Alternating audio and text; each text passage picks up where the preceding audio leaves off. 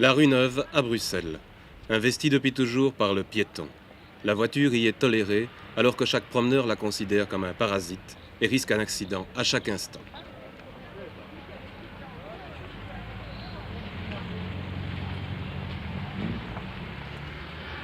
« 1900, les premières automobiles dans les villes où vivent 250 millions d'hommes.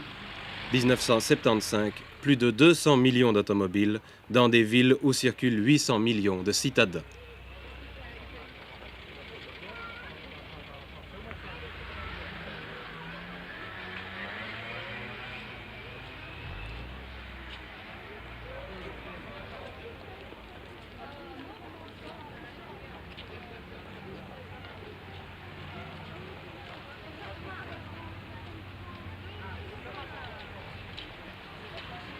Aménager la ville pour l'automobile, c'est tout le problème qui se pose aujourd'hui à l'urbaniste.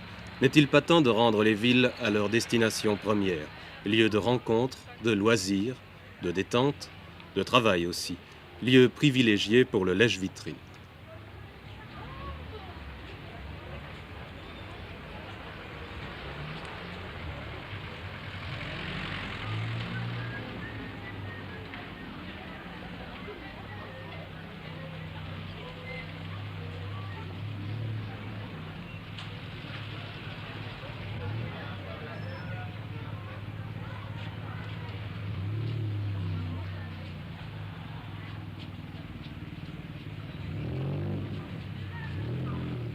N'est-il pas temps de refaire des villes pour le piéton, quel que soit son âge ?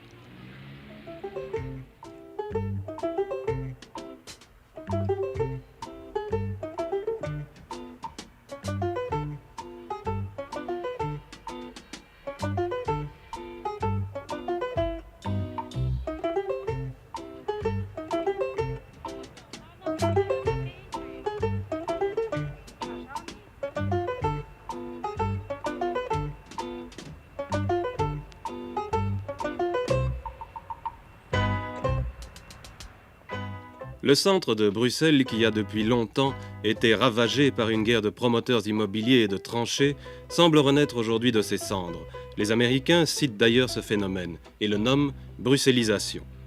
Avec un peu d'imagination dans l'aménagement des circulations, une grande partie du centre de Bruxelles pourrait être rendue aux piétons. Un projet au boulevard Adolphe Max a été malheureusement abandonné. On attend pour avril prochain l'interdiction de circuler rue Neuve. Et quant à la Grand Place, elle continue à être parfois le plus beau parking gothique du monde et toujours une sorte de carrousel infernal.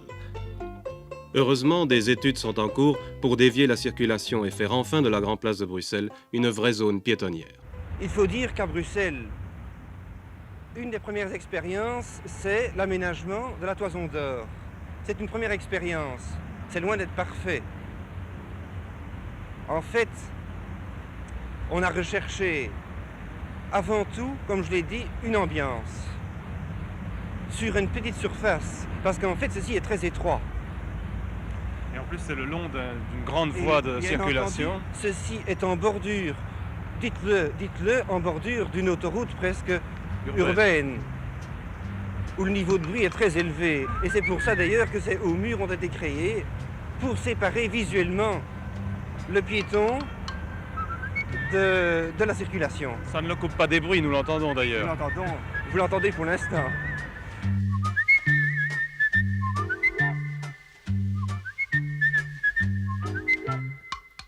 La première difficulté ici était de donner aux piétons l'impression d'être à l'aise pour se promener. Il semble que l'aménagement y parvienne, du moins en grande partie, car le piétonnier de la Toison d'Or connaît un grand succès, même par temps gris. Le succès est si grand d'ailleurs que le même type d'aménagement est prévu boulevard de Waterloo, de l'autre côté de l'avenue. C'est une zone idéale pour recréer, je dirais, une ambiance jardin en ville. Jardin pour planter également des arbres, à condition que le sol soit dégagé en dessous. On ne se retrouve pas au-dessus d'un parking, etc. Donc on est de la terre. Et puis, en plus de cette ambiance jardin, il y a le mobilier urbain.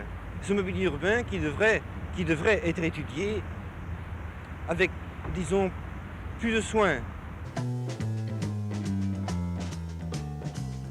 On ne peut vraiment pas dire que les bancs brillent par leur design ou leur confort. L'esthétique des lampadaires, elle, peut sembler douteuse à certains, mais pour la grande majorité des promeneurs, l'ensemble de l'aménagement se révèle agréable à regarder. Jusqu'au pavement qui provient du sud de l'Italie et qui a été mis en place selon la méthode italienne. Vous avez expérimenté un matériau à l'avenue de la Toison d'Or, est-ce qu'il se révèle efficace? Efficace, au point de vue résistance, certainement. Ici, à la Toison d'Or, jusqu'à 25 tonnes, mais les camions de jusqu'à 25 tonnes ne causent aucun dégât. Et nous allons nettoyer la Toison d'Or, je dirais au savon, comme une ménagère nettoie la rue, par exemple, en avril, à Pâques. Chaque année, c'est prévu dans l'entretien normal du piétonnier.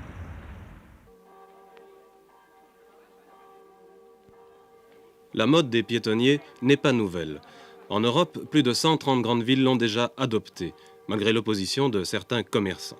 À Rouen, c'est le public qui a réclamé à une majorité de 82% l'aménagement de la rue du Gros Horloge en zone réservée aux piétons. Après une interdiction partielle en 1966, la ville entreprit de réserver tout le quartier aux piétons en 1970.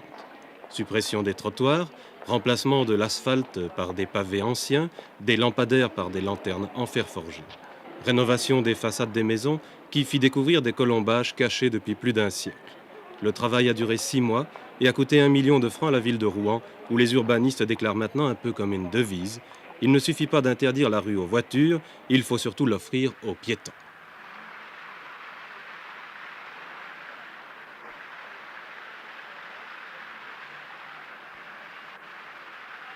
À Rome, le problème de la circulation tourne au casse-tête chinois. Pourtant, on parvient à y réserver de plus en plus d'espace aux piétons. La place de la Fontaine de Trévi, la Piazza Navona et les rues aboutissant à la Piazza d'Espagna sont interdites aux véhicules. Avec les jardins de la Villa Borghese, 30 hectares sont maintenant piétonniers. Dans le cadre de l'année du patrimoine architectural, les centres historiques de toutes les villes italiennes deviendront d'ailleurs bientôt des zones piétonnières. La décision de principe est prise, quoi qu'il en coûte au niveau de l'aménagement de la circulation. Les piétons d'abord, les voitures ensuite.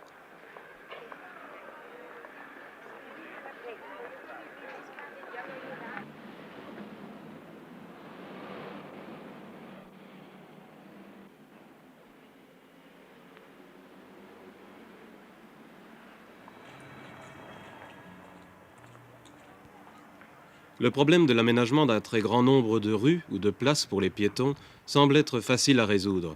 Mais après les diverses expériences étrangères plus ou moins bien réussies, on a pu établir une charte des piétonniers.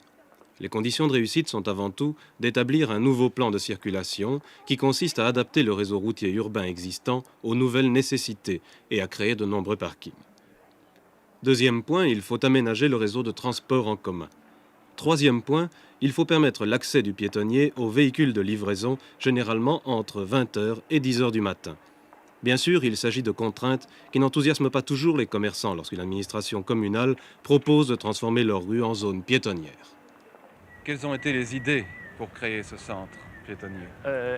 De décombrer la rue du trafic, parce que les rues, comme vous voyez bien, sont assez étroites, et pour donner donc plus de dégagement pour les piétons et pour le public se promenant et commerçant. Est-ce que les commerçants du centre n'ont pas eu peur que le fait d'interdire la circulation des voitures fasse partir les gens, au contraire? Au début, ils ont bien craint ça, mais maintenant, on peut bien dire que c'est toute une réussite complète. Les gens ils viennent avec plaisir et en beaucoup plus grande quantité même.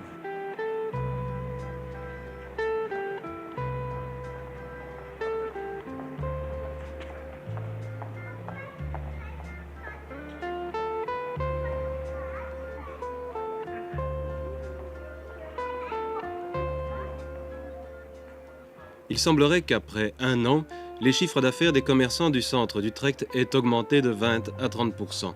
Ce n'est pas exceptionnel puisqu'à Cologne ou à Essen, par exemple, on relève les mêmes chiffres. Autre point de la charte des piétonniers, il faut aménager harmonieusement les rues et rénover et conserver l'architecture originelle des façades. Car en se promenant au centre de la rue, le piéton a plus facilement tendance à découvrir l'ensemble architectural dans lequel il se promène.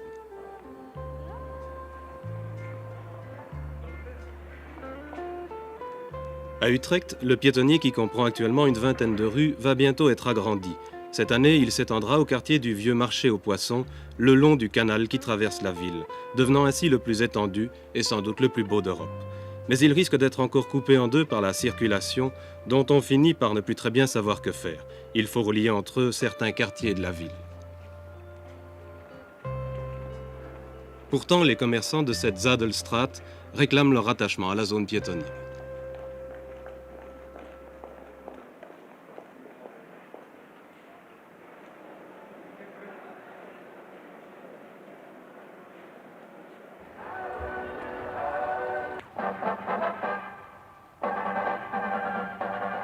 Qu'attachez-vous ce disque, monsieur, à leur attention? À Bruxelles, pendant la période des fêtes de Noël et de Nouvel An, une expérience intéressante a été tentée. La chaussée d'Ixelles a été interdite à la circulation entre la porte de Namur et la place Fernand-Coq. Un piétonnier temporaire était né. À vous, et rien qu'à vous, sans voiture, sans pollution. Alors il fait beau aujourd'hui, il fait très beau. Profitez-en, relaxez-vous, flânez en notre compagnie. On vous rappelle aussi que le petit train de la chaussée d'Ixelles vous conduit de la place Fernand-Coq à la porte de Namur et bien sûr de la porte de Namur à la place Fernand-Coq et ceci gratuitement Pour les petits comme pour les grands. Profitez-en. Et n'oubliez pas surtout que la marche à pied, c'est excellent pour la santé. Les commerçants dynamiques et sympathiques de la chaussée d'Ixelles... Un piétonnier de 15 jours, facile à mettre en place, c'est une expérience à recommencer ici ou ailleurs. On pourrait croire que la fonction essentielle d'un piétonnier est de favoriser le commerce. Peut-être, mais c'est bien plus que cela. Il est essentiel, à notre point de vue, que le piéton retrouve sa place dans l'ensemble d'une ville, dans l'ensemble de sa vie quotidienne. Non seulement dans des piétonniers de type commerciaux, de type centre-ville, mais que l'enfant, les personnes âgées, la dame qui promène un enfant dans une ville, puisse retrouver sa place également dans sa vie quotidienne. Que l'enfant puisse aller à pied à l'école, par exemple, sans nécessairement être accompagné des parents, qu'il puisse flâner peut-être pour aller à l'école, qu'il y ait une certaine vie quotidienne justement qui retrouve une certaine paix, pour autant que les nécessités inéluctables de l'automobile puissent être compensées, puissent être réalisées parallèlement à la réalisation de rues piétonnes dans une ville. Alors comment parvenir à cet équilibre? Exemple, Louvain-la-Neuve. Évidemment, Louvain-la-Neuve, et tout le monde le dira, a le privilège d'être une situation créée en race campagne, c'est évident. Mais nous, profitant de cette aubaine en quelque sorte, il y a un système de dissuasion de l'automobile par rapport aux piétons. Mais bien entendu, l'automobile pourra desservir aussi bien l'habitat, desservir aussi bien les bâtiments académiques par des parkings situés, disons, dans la périphérie des zones académiques, pourra également desservir le centre-ville par l'existence de parkings souterrains en dessous de la partie piétonne du centre-ville. Et disons que la relation automobile entre la maison située dans le quartier et le parking souterrain du centre-ville sera relativement plus longue par un circuit, disons, dissuadant l'emploi de l'automobile, mais le rendant possible de toute façon. Ce qui rend pour l'utilisateur du centre-ville la possibilité d'aller évidemment chercher des colis encombrants, chose absolument fondamentale bien sûr, ou d'aller au centre-ville dans un temps relativement bref psychologiquement, puisqu'au fond, en réalité, ça prendra autant de temps pour y aller à pied que pour y aller en voiture pratiquement. Les accès piétons sont relativement directs.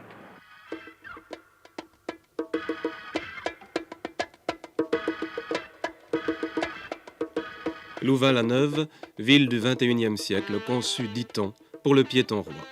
Actuellement, un seul centre de la ville est en voie d'achèvement, celui du quartier Biéraud.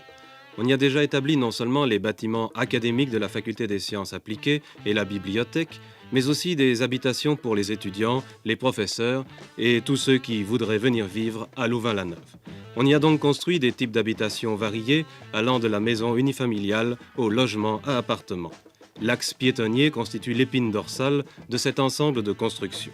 La volonté de créer ici un milieu urbain permettant un certain choix de l'environnement s'exprime par la diversité de l'architecture, que l'on a toutefois tenté d'unifier par des rapports de proportion et l'emploi de mêmes matériaux.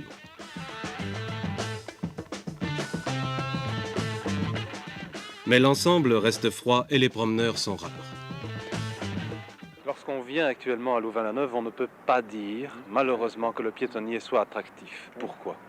Bon, je crois d'abord qu'il est fondamental de dire que Louvain-la-Neuve voudrait être une ville et tente d'y arriver. Je pense que nous y arriverons avec un certain temps, mais il y a actuellement à peu près 2000 habitants à Louvain-la-Neuve.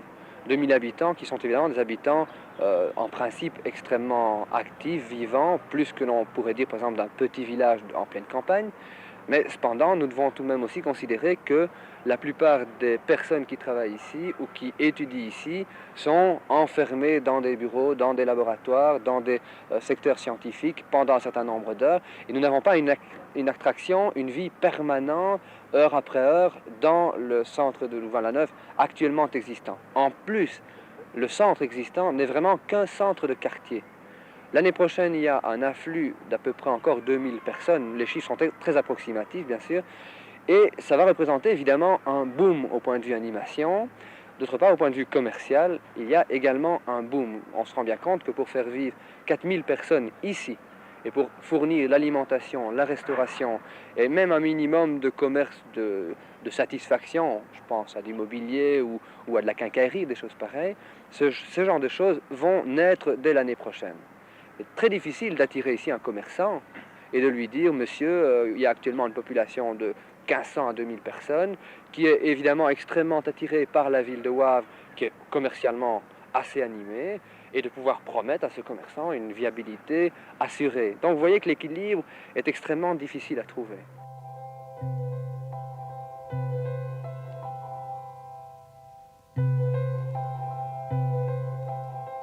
Un piétonnier semble plus facile à réussir dans un centre-ville destiné au commerce. Cependant, l'expérience de Louvain-la-Neuve est à suivre. Parviendra-t-on ici, sur des terres qui de tout temps étaient vouées à l'agriculture, à créer artificiellement une ville et une université, où le pari le plus important était de réaliser une piétonville?